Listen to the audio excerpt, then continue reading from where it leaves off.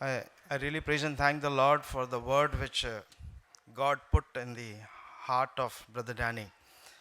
मैं परमेश्वर को धन्यवाद देता हूँ जो वचन प्रभु ने भाई डैनी के हृदय में डाला उसके लिए, बिकॉज बहुत ही एक उत्साहित करने वाला वचन है और बहुत ही एक आत्मिक जीवन अभी के लिए नहीं, कंटिन्यूस जीने के लिए, लगातार जीने के लिए एक वचन परमेश्वर ने हमें दिया है. मुझे याद है time when brother Abu also shared sometimes back कि with what spirit you come here to the fellowship, कि कौन से आत्मा के साथ हम इस संगति को आते हैं. ये एक सोचने की बात है. It is like to think this fellowship is so important and it has got so much of priority. It is not like ये एक ऐसे ही संगति नहीं है जो हमें ऐसा सोचना है कि I also take it to my heart कि ऐसे ही आना है, मिलना है. एक क्लब जैसा नहीं है. यह इज समथिंग विच जहाँ पे मैं आता हूँ कि मैं क्या दे सकता हूँ, what is that I can give, और मैं कौन से आत्मा से आता हूँ और मैं क्या दे सकता हूँ. और एक बात मेरे मन में आया कि who has the right to get angry and who has the right to give punishment. किसको अधिकार है गुस्सा होने के लिए और किसको अधिकार है कि उसके ऊपर दंड देने के लिए. It is only the Lord. वो सिर्फ परमेश्वर ही है जो इसका हक रखता है. It is only the lord who has got that authority to punish and to get angry. And we are just man made by God's hand. हम सिर्फ मनुष्य है जो परमेश्वर ने हमें बनाया है. इन अदर वर्ड्स हम सृष्टि हैं. We are the creation and we can not become a creator. हम लोग उस सृष्टि का एक अधिकारी हम नहीं बन सकते हैं क्योंकि परमेश्वर ने हमें बनाया है. क्योंकि काफ़ी बार it has happened with me also. मेरे साथ भी काफ़ी टाइम ऐसा हुआ है कि कुछ बातों को हम ऐसे ही रखते हैं. दैट बिटरनेस, वो कड़वापन ऐसे ही रहता है और हम उसके साथ कुछ लोगों के साथ संगति करते हैं. With some people we fellowship very good, with some people we try to avoid. कुछ लोगों को हम उसको दूर रखते हैं. एक बात विच Danny shared was the smile. Smile is something which will really encourage one another. And if that smile is fake, then how will I encourage my brother? How will I encourage my sister? If I don't have that, when we come also, I need to really show that glory of God in me. If that glory of God is not there and I come with a sad face and और मैं एक दुखी हृदय और चेहरे के साथ आता हूँ और मैं उस मुस्कुराहट को नहीं दिखाता हूँ, तो वो कैसा रहेगा? What is that I'm expressing? वो क्या चीज़ को telling that I'm angry with the brother or with the sister? No, it tells me that I'm angry with the Lord indirectly. वो यही बताता है कि I'm angry with the Lord when I'm not smiling at my sister or brother, or when I show a fake smile. I'm not trying to show something to that sister or a brother. It is actually indirectly telling that, Lord, I am angry with you. That's the reason I'm not smiling at that brother. So ये एक बात मैंने देखा. And one more thing brother Danny shared was which I was thinking on that. 490 times forgiving. मैं इसको ऐसा लिया, I took it this way. 490 times is far away. What about one time or 10 times? एक बार या 10 बार. 490 बार जो है बहुत लंबी बात है, वो बहुत दूर की सवाल है. बट क्या मैं एक बार से लेकर के एटलीस्ट 10 बार मैंने उस चीज़ को या मैंने उस क्षमा मैंने किया है क्या मेरे भाई से या बहन से? या आई हैव अगेन मैंने उसी प्रेम के साथ मेरे भाई और बहन के साथ गले लगाया है? कभी कभी मेरे साथ ऐसा भी हुआ है कि मैं फेलोशिप नहीं आऊँ, मतलब don't go to the church, just stay at home. I can online only take participate. Why should I go to the church? Online meeting is there, Zoom is there. So let me be at home. I can fellowship. But that is not the fellowship. Okay, in an emergency, when it is beyond our limits, that due to work or something else, or due to some family constraints, that is fine. But एक bitterness के वजह से या कुछ कारण के वजह से मैं घर में बैठ जाऊं कि मैं वहाँ से फेलोशिप करूँगा, और God God is a one who sees our heart, it says, प्रभु एक ऐसा परमेश्वर है जो हमारा हृदय को देखता है. सो काफ़ी बार मेरे अंदर भी ऐसे भावनाएं जागी है, which God has brought me all out of that. It's an experience that never try to act or try to be like unnatural Christian or unnatural man. एक वचन मेरे मन में आया, वो है भजन संहिता में. It is in Psalms 103. It is really a beautiful verse which I admire about my God. वो इतना एक अच्छा एक वचन है जो मेरे परमेश्वर के बारे में बताता है. 103 भजन संहिता में 10 से 11 और 12 में ऐसा लिखा है, He has not dealt with us after our sins, and nor rewarded us according to our iniquities.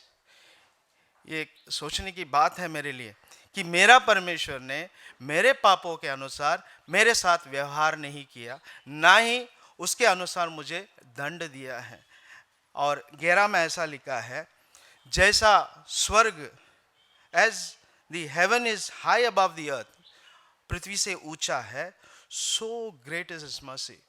So my Father, my God, who has created me in his own image, when he is like this, then how should I be? I also have to adopt that image of having that mercy upon everyone and having that this.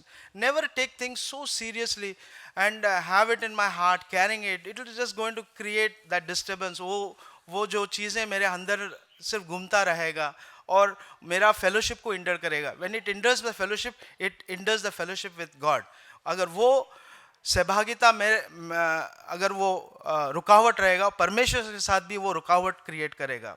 उसके बाद आगे 11 में लिखा है, as far as east is from the west, so he has removed my sins away. मेरा पापों को क्षमा किया है. मतलब उसका कहने का मतलब है वो कभी भी याद नहीं रखेगा. तो मैं उस चीज़ को क्यों याद रखूं? Why should I keep it in my mind and carry और अपने आप को मैं उस तरीके से अपने मन को pollute करूं? और एक वचन है कि that is in 1 Peter chapter 5, which I and my wife normally we talk about that and we speak on that, and we always say that verse, or we take it as a promise. That is 1 Peter chapter 5, पहला पत्रस का 5 का 6 और 7 में, humble yourself therefore under the mighty hand of God. परमेश्वर ने बनाया है, मुझे उसके अधीन में मुझे रखना है, that he might exalt you in due time. वो मुझे ऊंचा रखेगा. And 7 says, casting all your care upon him, for he careth for you. और सब बातों को परमेश्वर के अधीन में रखना है और सब बातों को बोझ को परमेश्वर के अधीन में रखना है. Even Matthew chapter 11 verse 28 also says the same thing. और मत्ती का 11 का 28 में भी वही बात लिखा है कि वो जो शांति जो है वो परमेश्वर के पास है. Take rest under the hand. All that burden I need to just keep it down. So the Lord lead us and help us in the days to come. Amen.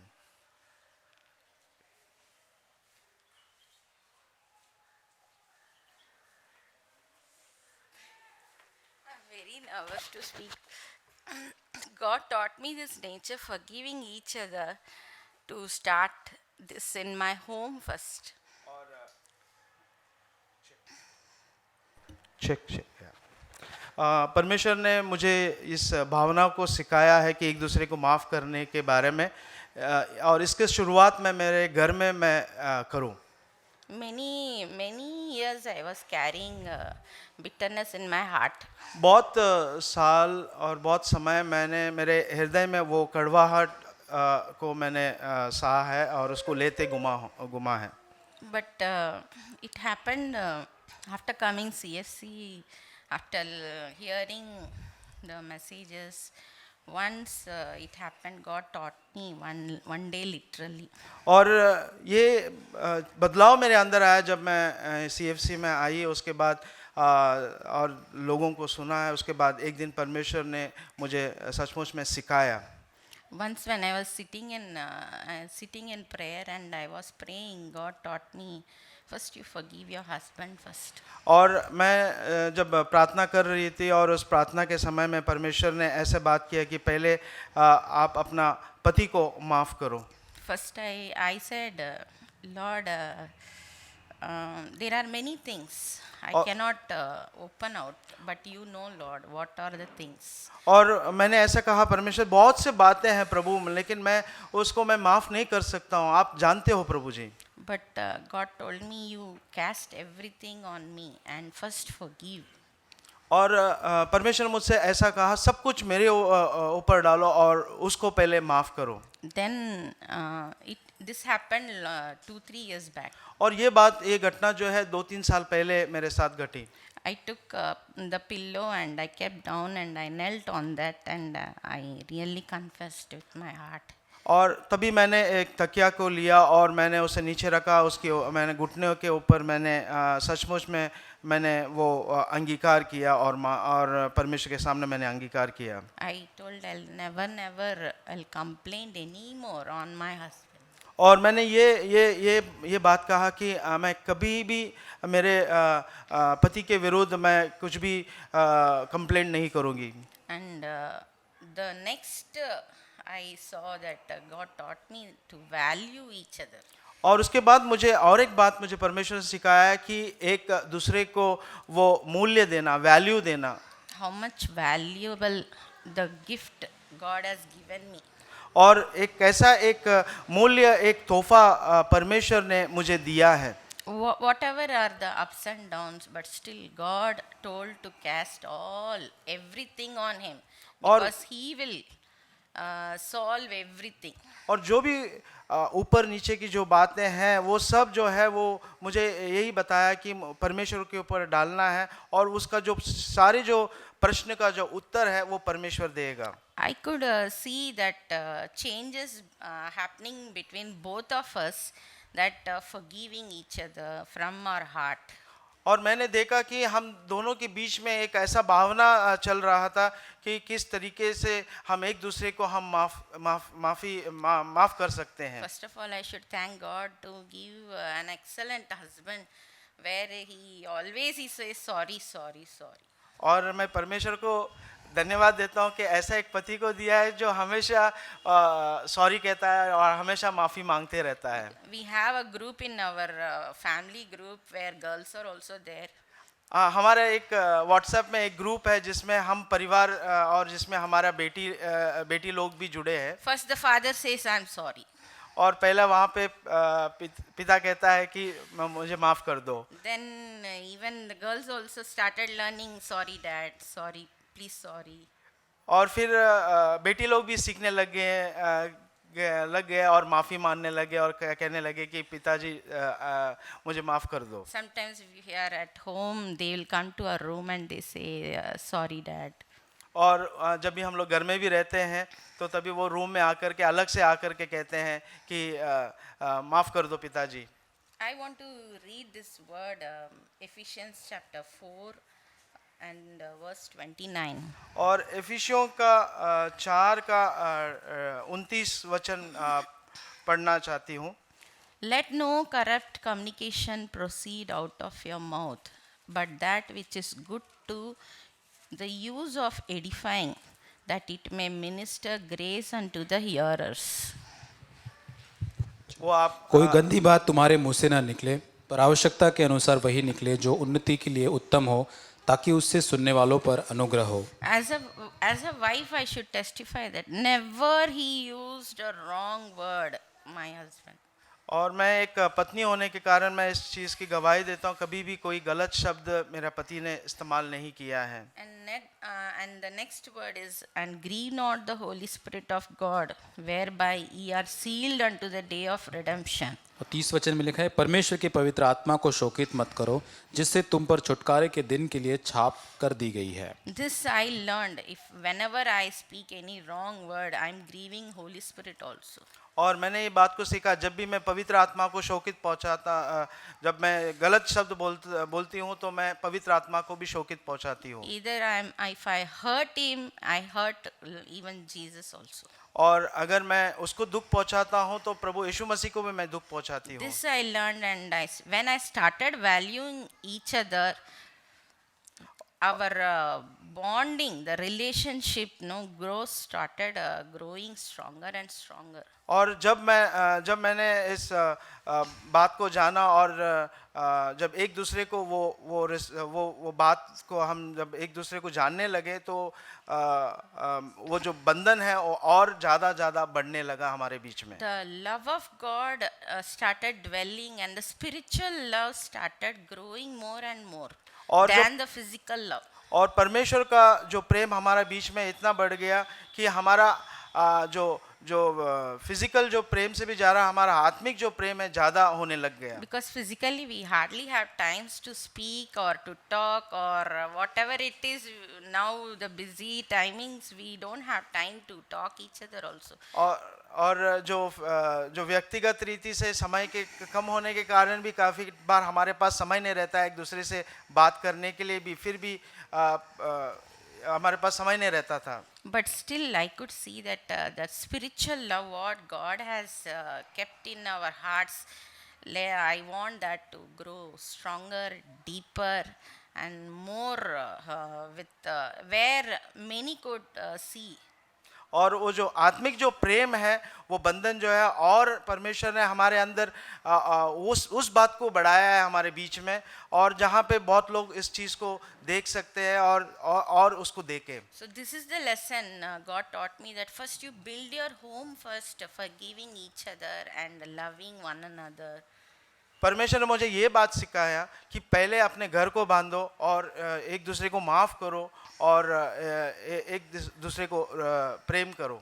This verse carried like verse 31, let all bitterness and wrath and anger and clamor and evil speaking be put away from you with all malice. और 31 वचन, सब प्रकार की कड़वाहट, प्रकोप, क्रोध, कलह और निंदा और सब बैरभाव समेत तुमसे दूर की जाए।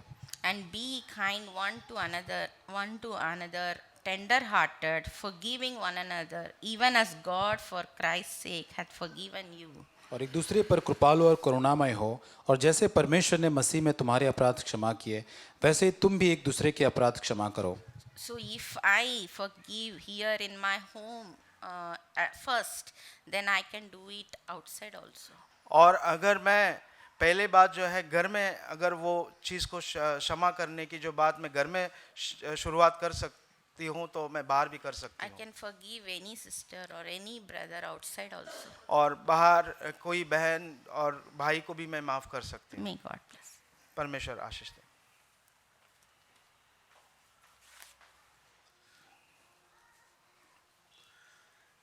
As brother Danny was sharing about forgiveness, और जैसे भाई डैनी जो है क्षमा के बारे में बांट रहा था, one verse struck me. एक वचन मुझे ध्यान में आया, Matthew 18 verse 26. और मत्ती का 18 का 26। The servant fell on his knees, imploring, have patience and forgive me, and I'll pay everything. और वो जो सेवक जो था वो पैर के नीचे आकर के गिर गया और माफ़ी मांगने लगा। He knew that the master has the authority to sell him his family. और वो जानता था कि जो स्वामी था वो उसके पास वो अधिकार था कि वो माफ़ कर सकता है। And we, when we do things wrong और हम जब चीज़ों को गलत करते हैं against our God, हमारा परमेश्वर के विरुद्ध, so we should have that same heart to ask, God forgive us. और हम में भी वही हृदय होना चाहिए कि परमेश्वर से हम माफ़ी मांगे। with a true repentance. और God एक forgive us. एक सच्चा एक पश्चाताप के साथ। And today, as we are going to partake in the Lord's Supper, और जैसे हम प्रभु के मेज में जब हम भाग भी लेते हैं, let's truly repent and God clear everything from what is inside. और हम सचमुच में पश्चाताप करें और जो भी हमारे हृदय के अंदर है वो सब चीज़ को परमेश्वर हमें निकाले And partake the Lord's Supper with a nice, clear conscience. और एक शुद्ध विवेक के साथ हम इस प्रभु के मेज में हम भाग भी लें। Thank you. धन्यवाद।